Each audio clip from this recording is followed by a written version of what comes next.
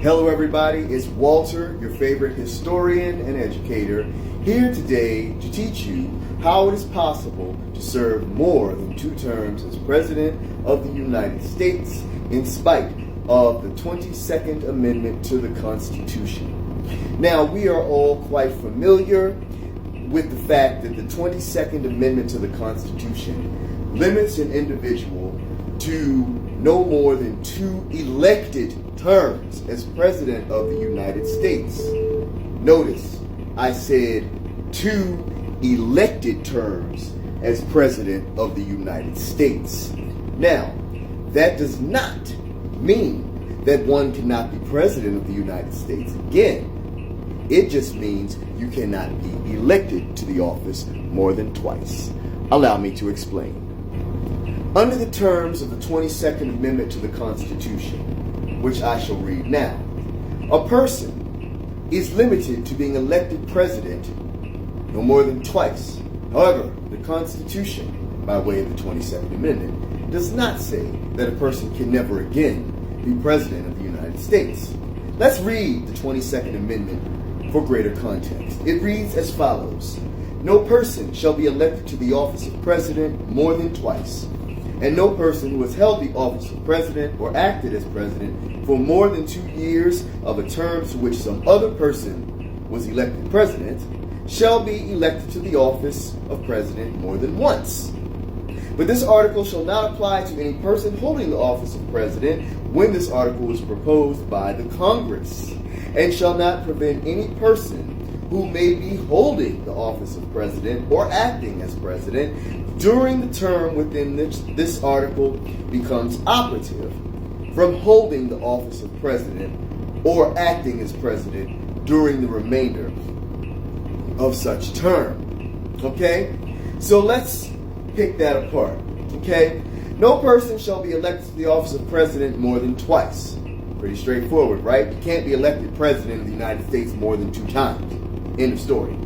And no person who has held the office of president or acted as president for more than 2 years of a term to which some other person was elected president shall be elected to the office of the president more than once. So what that means is, let's say, for example, you are someone's vice president and they die, resign from the presidency with more than 2 years left on their term, all right? Then you are allowed to serve the rest of their term out and run for president in your own right one more time. But you are not allowed to run another time after that. So it's quite possible for someone to serve 10 years as president of the United States. The most recent example when that was possible was President Lyndon Johnson, who became president in November of 1963 upon the assassination of President John F. Kennedy. All right? President Kennedy was assassinated November 22nd, 1963. His term began on January 20th, 1961. All right. So Lyndon Johnson, in becoming president November of 1963, Kennedy had less than 2 years left in his term.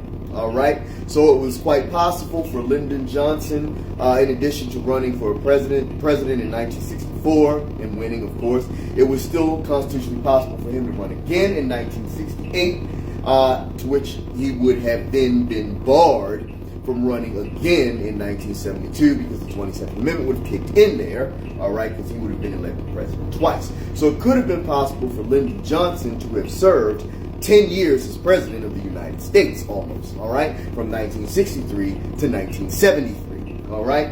Of course, we know Johnson declined to run again in 1968 for various reasons, primarily Vietnam War and his surging unpopularity with respect to that conflict, all right. So that means, all right, the 22nd Amendment bars you from being elected to the presidency more than twice under 2 different situations, all right? So, now, this article shall not apply to any person holding the office of president when this article was proposed by Congress, which was on the 21st of March, 1947. President of the United States at that time was Harry S. Truman, all right?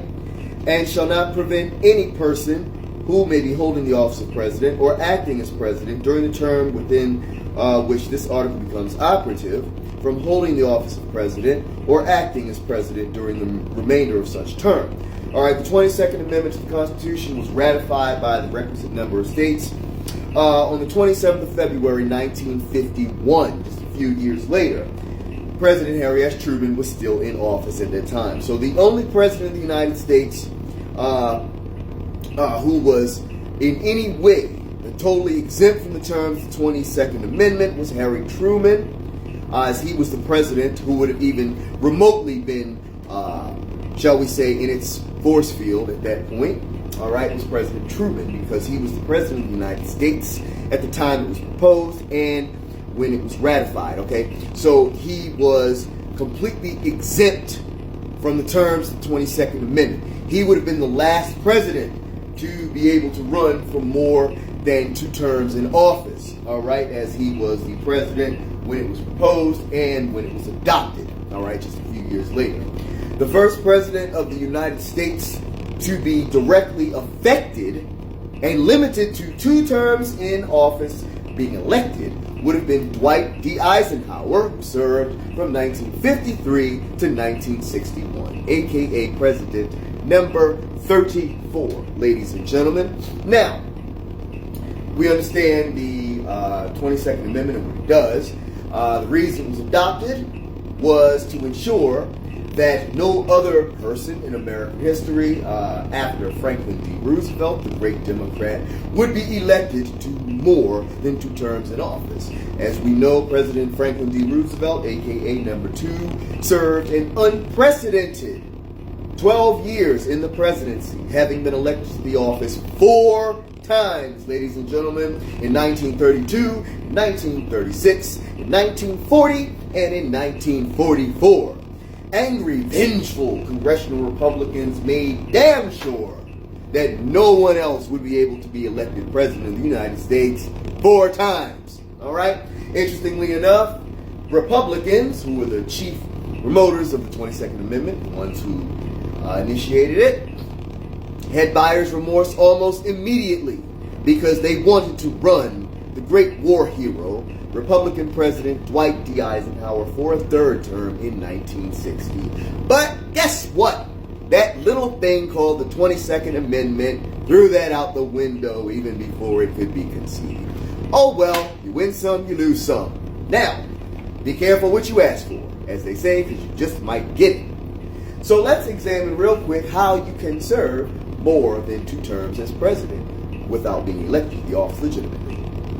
Now, an individual, let's say an outgoing president of the United States, or someone who has already served, been elected to 2 terms as president of the United States, can easily be taken upon a presidential ticket as someone's vice president.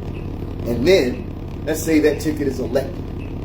That incumbent president, all right, may die, may resign, and then guess what?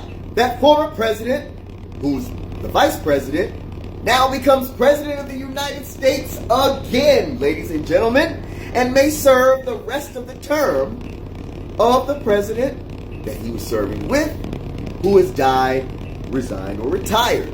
But at that point, at that moment, the 22nd Amendment will then kick in, and that former president, who is now president again, will not be able to run for another term in office, all right? And believe it or not, there is nothing saying that this former president can't then be taken on as a vice president on a successive presidential ticket over and over and over again. And so that, ladies and gentlemen, is how a person may continue to serve as president of the United States in spite of the 22nd Amendment and not be elected to the office at all. Just thought you'd like to know that, and I hope you found it to be interesting. That concludes my little video on the 22nd Amendment to the Constitution. Hope you learned a thing or two. Always here to expand your mind. Take care, stay safe out there, and I'll talk to you at the next video. Peace.